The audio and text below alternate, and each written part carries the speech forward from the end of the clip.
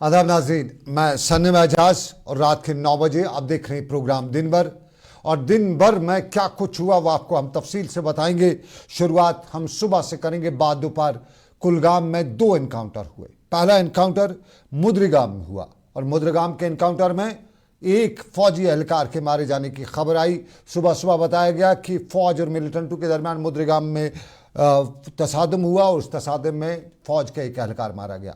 अभी यहाँ से गोलियां चलने की आवाज़ें आ रही थी कि फुसल मनीगाम में दूसरा एनकाउंटर, चनीगाम में दूसरा एनकाउंटर शुरू हुआ और उस एनकाउंटर के हवाले से ज़ोर ज़बरदस्त गोलीबारी काफ़ी देर तक सुनाई दी। और अब तफसील से खबरें आ रही है कि 4 मिलिटेंट जो हैं वो इस एनकाउंटर में मारे जा चुके हैं। बिल्कुल हम ये तफसील से खबर बता रहे हैं कि अभी अभी खबर मिली है कि 4 मिलिटेंट जो हैं वो इस एनकाउंटर में मारे जा चुके हैं, जिनकी शिनाख्त नहीं हो सकी है। कुछ खबरें जो हैं, कुछ तस्वीर जो हैं, जो वहाँ से कुछ आई हैं और उनके बारे में बताया जाता है कि वो सीसीटीवी फुटेज से उसमें 4 लोगों को पड़े हुए देखा जा रहा है और वो गिरे हुए हैं और उनके बारे में बताया जाता है कि वो मिलिटेंट हैं।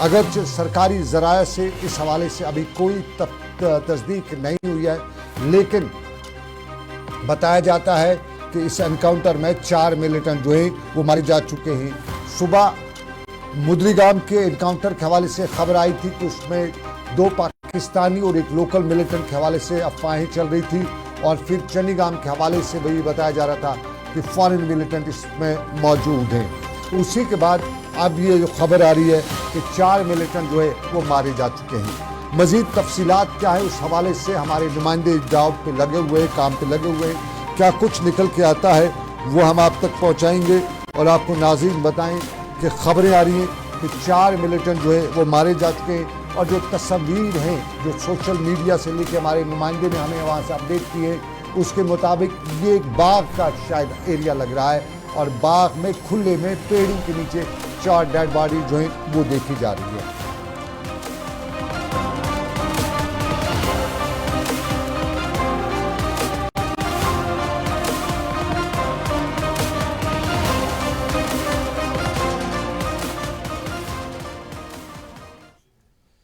सीसीटीवी की कुछ तस्वीर आ रही हैं, वो हम आप तक दिखाएंगे और उन तस्वीर में बाग की तस्वीर है और वहाँ पे 4 लोग जो हैं वो पड़े हुए हैं और बताया जाता है कि मिलिटेंट हैं। ये कुलगाम के फुसल के चनीपोरा के इलाके में, चनीगाम के इलाके में एनकाउंटर जो हुआ है, 2 एनकाउंटर हुए हैं।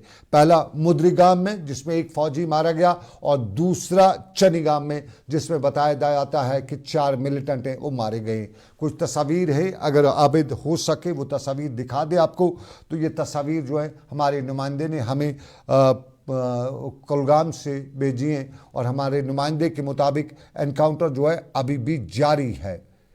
मुद्रिगाम के हवाले से ये तस्वीर जो है, ये सीसीटीवी फुटेज वगैरह जो है वो देखी जाती है, ड्रोन की तस्वीरें, और इसमें 4 लोग जो है वो देखे जा रहे हैं, वो ज़मीन पर पड़े हुए हैं और इन तस्वीर में लग रहा है कि ये तस्वीर जो है 4 लोगों की है। ये मुद्रिगाम नहीं बल्कि चनीगाम इलाके की तस्वीरें, जहाँ पे अभी सरकारी ज़रा इसकी तस्दीक नहीं कर रही, लेकिन गैर सरकारी ज़राया या हमारे नुमाइंदे के मुताबिक यहाँ पे 4 लोगों की मौत वाक़ हो चुकी है। और GNS ग्लोबल न्यूज़ सर्विस जो है वो भी इसकी कंफर्मेशन कर रहा है और ग्लोबल न्यूज़ सर्विस भी, GNS भी अब इस खबर के हवाले से बता रहा है कि 4 मिलिटेंट मारे जा चुके हैं।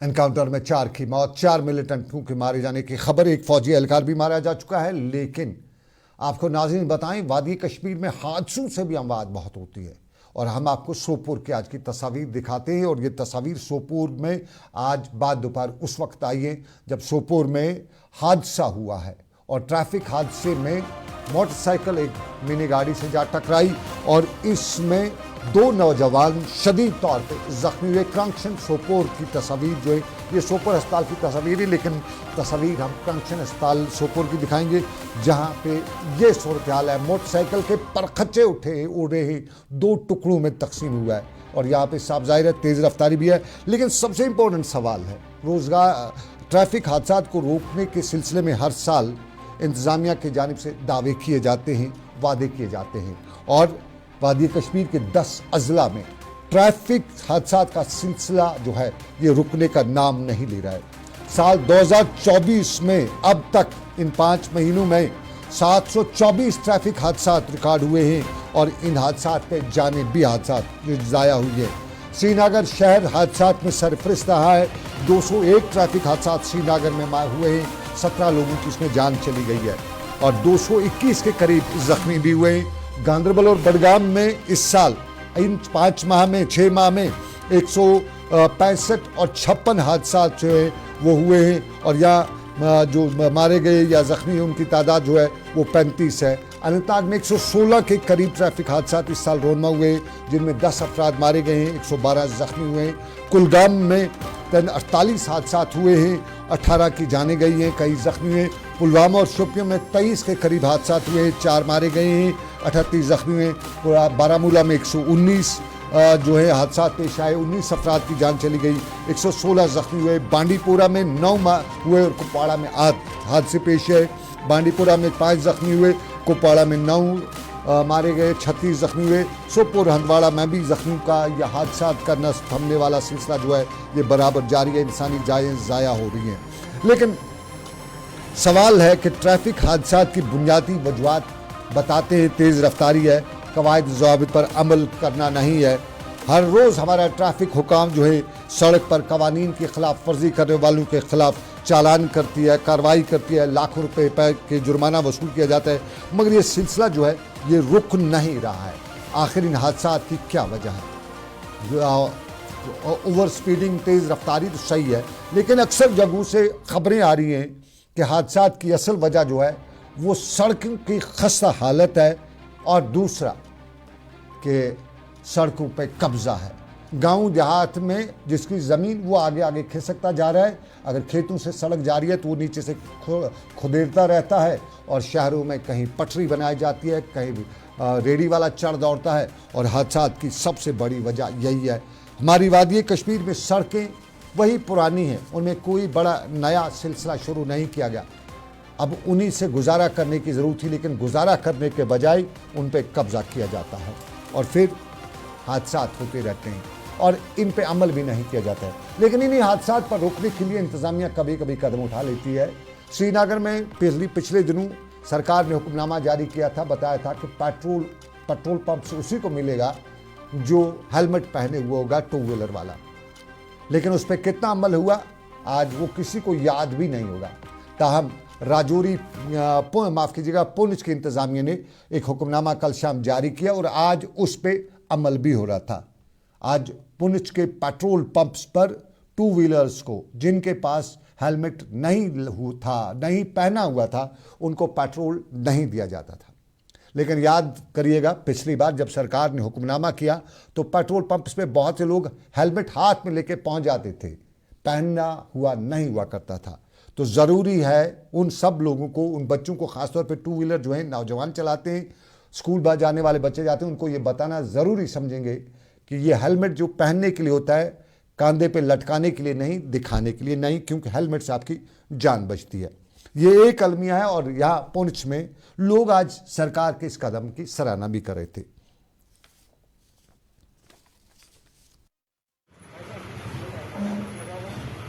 तो हमें आज रात को नोटिस मिला था कि हेलमेट के बिना स्कूटी और मोटरसाइकिल किसी को तेल भी नहीं देना। तो हमने उसी टाइम नोटिस लगा दिए बोर्ड पे। तो जो भी कोई मोटरसाइकिल आ रहा है, स्कूटी आ रही है हेलमेट के बिना, तो हम उसको तेल इशू नहीं कर रहे हैं। तो हमने पहले इंस्टॉल किए हुए हैं कैमरे, हमारे वहाँ पे ऑलरेडी पहले ही लगे हुए हैं। तो हम ये पूरा करते हैं कि इसका पालन पूरा करते हैं। हम लोगों से ये अपील करते हैं कि जो भी कोई तेल लेने के लिए आए तो वो ना हेलमेट के नहीं आए, तो इसके हेलमेट को छोड़ कर तेल नहीं मिलेगा। ये जिस साहब ने जो ऑर्डर निकाला है ये बहुत ही अच्छा किया है। जो लोग विदाउट हेलमेट जो है चलते थे उनके लिए भी बहुत बढ़िया हुआ है। और अभी इसका जो डीसी साहब ने ऑर्डर दिया है, इसका जो है पेट्रोल पंप वाले फौरी तौर पर जो है इसका पालन कर रहे हैं। और ट्रैफिक हादसात एक अलमिया है, लेकिन एक और अलमिया भी हमारी वादी कश्मीर में है, उस पर भी बात करें। लेकिन शुरुआत बात की हम करते हैं गुलमर्ग से। गुलमर्ग की वादी में एंटी पॉलीथीन ड्राइव आज चल रही थी और इस एंटी पॉलीथीन ड्राइव के दौरान गाड़ियों को रोका जा रहा था, तलाशी की जा रही थी और गाड़ियों को रोक के तलाशी करके ये देखने की कोशिश की जा रही थी कि गुलमर्ग की वादी में कोई पॉलीथीन तो नहीं ला रहा, जिसने भी पॉलीथीन लाया उसे जब्त किया जा रहा था। ये बहुत ही बेहतर कदम है इंतज़ामिया का। लेकिन आपको ज़रा कश्मीर के बारे में जानकारी देता चलूँ। हमारे यहाँ कश्मीर को जन्नत बेनज़ीर कहा जाता है और दुनिया भर में पैराडाइज ऑन अर्थ इसे कहा जाता है, यानी जन्नत बेनज़ीर। लेकिन ये खित्ता, ये कश्मीर जिस तेज़ी के साथ माहौलियात की आलूदगी और ग्लोबल वार्मिंग की जद में आ चुका है, उसकी अब कहानी बताई जा सकती है। हिमालयाई खित्ते से ताल्लुक़ रखने वाले माहिरीन एक और इंकशाफ कर रहे हैं कि 45 से 40 के करीब ऐसे ग्लेशियर हैं जो तेज़ी से अब पिघल रहे हैं और ये ग्लेशियर जो हैं वादी कश्मीर के लिए अहमियत के हामिल थे। कई बरसों से सरकारों को आगाह भी किया गया कि इन ग्लेशियरों को बचाने के लिए इकदाम उठाए जाएँ, ताहम शायद सरकारों को ने नहीं सुना या उन तक बात नहीं पहुँची और फिर हुआ कुछ नहीं। पहले से ज़्यादा की गैर संजीदगी का अंदाज़ा हो ही रहा है और सरकार इस मामले में कोई संजीदगी नहीं ले रही है। आम लोग भी और माहिरीन का भी मानना है कि ग्लेशियरों का तेज़ी के साथ पिघलना हमारे लिए सिम कातिल है और अगले 4-5 सालों में हालत आज जैसी हुई तो फिर हमारे खेत खलियान नदी नाले सब सूख जाएंगे और फिर संगीन सूरत-ए-हाल इख्तियार हो जाएगी। हमारी जो ज़मीनें जिस पर हम काश करते हैं वहाँ पे फसल नहीं उगेगी, वो ज़मीन फसल उगाने से इनकार कर देगी। और इस सारे के बीच में हमारा वादी कश्मीर में शजरकारी के लिए महकमा जंगलात या सोशल वेलफेयर या फॉरेस्ट कंजर्वेशन, ये कई इदारे जो हैं जो जिम्मेदारियाँ निभाने के दावे तो करते हैं, हर साल करोड़ों पौधे लगाने का दावा किया जाता है, लेकिन सूरत-ए-हाल सबके सामने है।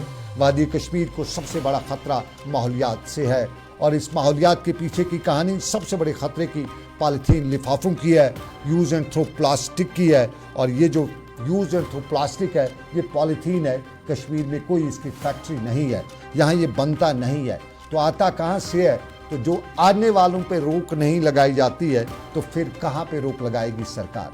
अगर इस पॉलीथीन पर बनिहाल के उस पार ही टनल बैन लगाई जाए, टनल से इधर ना आने दिया जाए, इतनी टनलें हैं, किसी टनल पे भी नाका लगाया जा सकता है, तो फिर ये पॉलीथीन हमारी वादी कश्मीर नहीं पहुँचेगा और उस पर हमारी भी जिम्मेदारियाँ हैं। अक्सर हम बाज़ार से जहर भी ख़रीदना चाहें तो उसको भी पॉलीथीन के लिफाफे में ही ले जाते हैं और कोई भी ताजर यहाँ पे बिना पॉलीथीन के कोई लेन देन करता ही नहीं। खाने का सामान हो या कुछ और सामान, हर जगह पॉलीथीन ही पॉलीथीन होता है। और इस वक्त हाल ही दिनों में एक सर्वे भी आया है कि हमारी जो 70% के करीब आबी पनागाहें, 30% हमारे नदी नाले जो हैं वो सब पॉलीथीन की जद में आ चुके हैं और polythene and use and throw plastic की वजह से हमारे यहाँ ये अब सुकड़ना शुरू हो चुके हैं।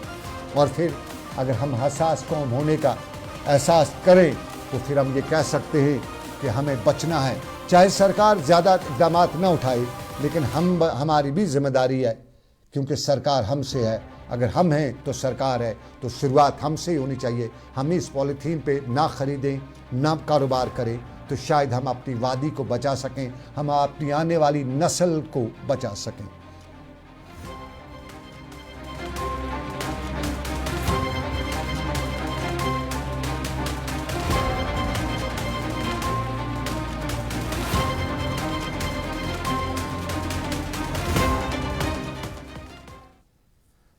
नाज़रीन, अब ज़रा जम्मू कश्मीर के पुलिस सरबराह का आज का बयान के हवाले से भी आपको बाखबर करें। जम्मू कश्मीर के पुलिस सरबराह आर स्वेन ने अपना जो सिलसिला है पुलिस एहलकारों को SPOs को मुस्तकिल नौकरियां फराम करने का, वो आज भी जारी रखा और आज उन्हें डोडा में मजीद 7 SPOs को मुस्तकिली के अहकामात हाथों में थमाए। यहाँ मुनक्कद एक तकरीब पर आर स्वेन ने बताया कि जम्मू कश्मीर में अमन अमान और जान माल के तहफ़्फ़ुज़ को यकीनी बनाने के लिए जम्मू कश्मीर पुलिस की कारकर्दगी हमेशा से इत्मीनान बख्श रही है और जम्मू कश्मीर पुलिस अपनी माहिराना सलाहियतों को बरोए कार लाकर जिस अंदाजे से काम करी है, जिस अंदाज में काम करी है, उसकी नज़ीर कहीं नहीं मिलती है। उन्होंने बताया कि चैलेंजों का सामना तो है, लेकिन जिस अंदाज से जम्मू कश्मीर पुलिस दूसरी एजेंसियों के साथ मिलकर काम कर रही है, तालमेल कर रही है, वो काबिल इत्मीनान बख्श भी है। और उनने बताया कि SPOs को मुस्तकिल नौकरियाँ फराहम करने के हवाले से जो कार्रवाइयाँ शुरू की गई हैं उसमें ये कार्रवाइयाँ जो है आगे भी जारी रहेंगी। आवाम को सुरक्षित रखने के लिए जब पुलिस के जबान जो एसपीओ भी शामिल हैं इस तरीके से चढ़ बढ़ कर काम करते हैं, तो उनका हौसला अफजाई के लिए जब हम उनको कांस्टेबल्स में ऑब्जर्व करते हैं तो हम चाहते हैं कि ये एक समारोह के तहत उनके घर वाले, कम्युनिटी, आवाम, शहरी, गांव सब इस चीज़ की फ़ख्र महसूस करें कि ये अपने लड़के, अपने गांव के लड़के, अपने शहर के लड़के जो है इसमें चढ़ बढ़ के अपना मिट्टी के लिए, अपने लोगों के लिए, उनका हिफाजत के लिए काम करिए। तो इसलिए हम समझते हैं कि यहाँ आया जाए, लोगों के बीच में शामिल होकर इसको सराहा जाए।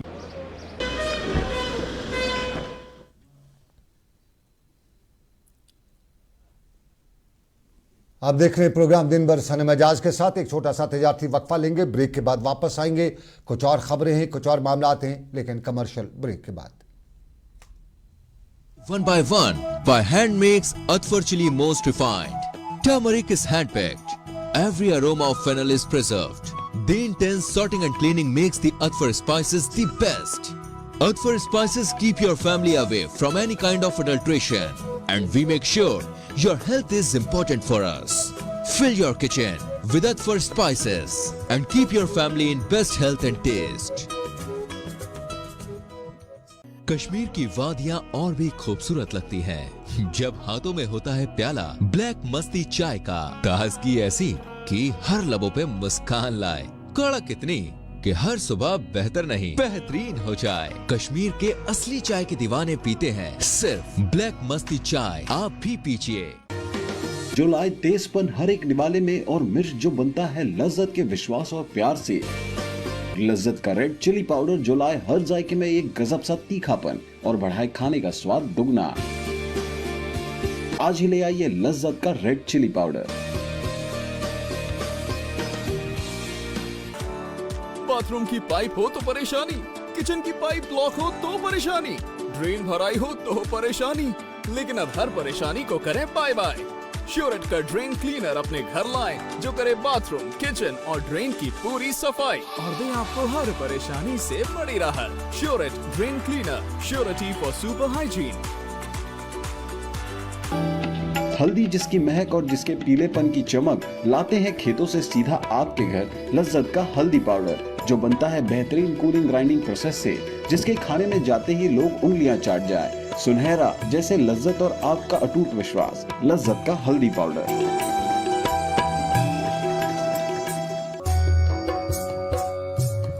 मटन तो है सबकी फेवरेट और यही मटन जब बनती है लज्जत के मीट मसाला के साथ तो मीट का स्वाद लगे जायकेदार हर बार और बढ़ाए लज्जत से आपका प्यार। आज ही ले आइए लज्जत का मीट मसाला। खुशामदीद आपका। दिन भर में एक बार फिर आप देख रहे हैं प्रोग्राम दिन भर लज्जत मसालों के ताउन से, और हमने अभी ब्रेक से पहले हादसात के हवाले से आपको तफसील फराम की थी, बताया था कि कितने हादसे कहाँ पे हुए और इंतज़ामिया क्या कर रही है। लेकिन हमारे सोशल मीडिया के प्लेटफॉर्म पे, हमारे फेसबुक और ट्विटर पे बहुत से सार्फी नाजरीन जो हैं वो बता रहे हैं कि ट्रैफिक हादसात को कंट्रोल करने के लिए चालान वगैरह से काम नहीं चलेगा, ट्रैफिक कवानीन की खिलाफ वर्जी है। एक साथी हैं ताहिर राथर, इन्होंने हमारे फेसबुक पेज पे लिखा है कि जुर्माना वसूल करने से हादसात नहीं रुकेंगे, ट्रैफिक कवानीन पर अमल नहीं होगा, क्योंकि उनका मानना है कि अक्सर लोगों को 500-600 रुपया जुर्माना देने से वो कहते हैं हो गया जुर्माना, कोई बात नहीं है।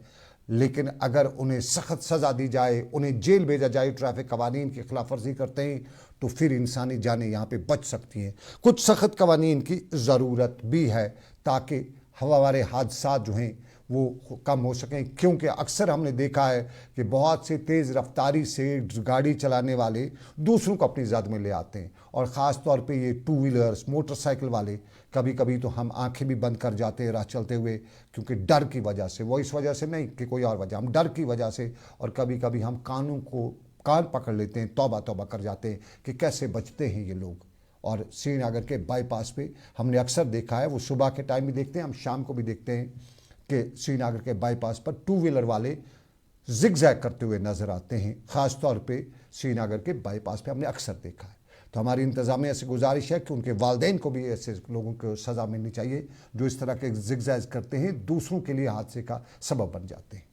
लेकिन अब नाज़रीन आपको बताते चलें, हादसात में आग भी लगती है और श्रीनगर के ईदगाह के इलाके में इस हफ्ते आग की एक हौलनाक वारदात पेश आई थी और इस आग की हौलनाक वारदात में एक मस्जिद और कुछ मकानों को भी नुकसान हुआ था। मीरवाइज मौलवी मोहम्मद उमर फारूक आज वहाँ पहुँचे थे। उनने उन लोगों की डारस भी बंधाई, ताज़ियत भी उनके साथ की और मस्जिद के साथ साथ आग लगने के दूसरे वाक़ात पर अपना रद्दमल ज़ाहिर करते हुए बताया कि हमें एहतियात करने की ज़रूरत है। आपको बताते चले, मीरवाइज ने कल श्रीनगर में जुम्मे के मौके पर अपने खिताब में जम्मू कश्मीर में बिजली की तशवीशनाक सूरत हाल पर अपने रद्दमल का इज़हार किया था, लेकिन आज उन्होंने लोगों को एहतियात बरतने की तलकीन भी की। से आजमाइश है, मैं समझता हूँ कि बोरी कदल के सानिया के बाद एक और सानिया यहाँ पे हुआ है, तो कहीं ना कहीं हम समझते हैं कि इंसानी कोताही का भी एक अमल दखल है। हमें ज़्यादा मुहतात रहना है और ख़ासकर जो मसाजिद हैं, जो घरेलू लोग इसमें रहते हैं, उनको एहतियात करना है। ख़ासकर शॉर्ट सर्किट का मामला है, गैस लीकेज का मामला है। इस वक्त हमने भी अपील की है सबसे कि ख़ासकर यहाँ मसाजिद हैं और जो दीनी जो हमारी इस्टेब्लिशमेंट्स हैं, वो सब रिव्यू करें थोड़ा हालात को। फायर रिव्यू होना चाहिए, सेफ्टी प्रिकॉशंस लिए जाने चाहिए। अब ये है कि इसमें अब इंसान अब जितना भी करे, ये तो एक हादसा ही है। अब हादसा जब होता है तो आप इसको रोक नहीं सकते, लेकिन कोशिश कर सकते हैं कि थोड़ा।